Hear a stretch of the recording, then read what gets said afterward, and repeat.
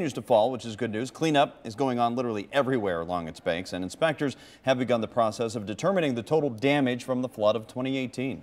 9 on your sides, Tom McKee is live with how the assessment is going. Tom.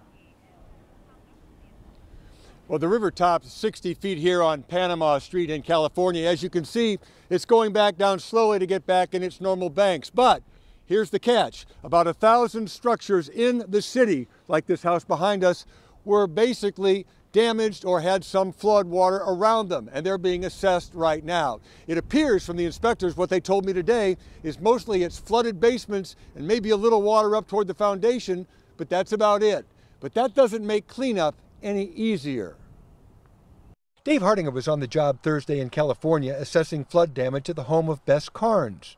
Her house sits on a slight hill, so no water actually got inside. Hardinger left information with her just in case problems develop later. Buildings that have had structural damage or any kind of significant damage to those systems, then we assess those. We make sure that people are informed as far as the services that the city can provide and about the permits that they'll need to make those repairs. Hardinger is going to be responsible for over 100 assessments through final repairs. It's likely he'll stop at Tina Huff's house on El Dorado Street. This is what it looked like as the flood crested. The basement filled with 6 feet of water. The Huffs lost some collectibles and all their appliances. Furnace, washer, dryer, hot water heater. They're all going to have to be replaced. Nearby at the Clark house, piles of soggy debris were stacked waiting for the city to come and get the mess. This was another case of a flooded basement, according to Roger Clark. It would have been up above my eyes right now. I wouldn't have been able to see it because it was up 10 inches on this window right here.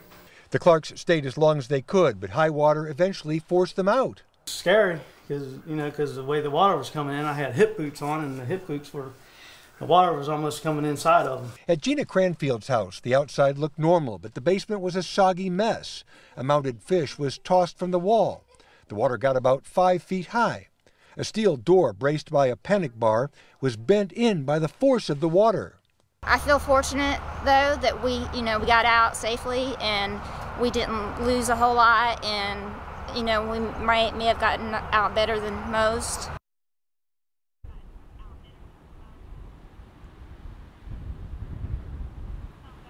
The assessment the inspectors are doing right now has to be done by Monday. It's going to be used to determine if the city, the county, and the state qualify for federal aid, disaster aid relief. One other note here, this is the new sanctuary at River Green, which is going to be built here in California. The water level got up right about where this level here, but it did not get to the level where the houses here are going to be built. Just talked to the owner. He said that's good news for those who want to buy on this river property. Tom McKee, 9 on your side, live in California. All right.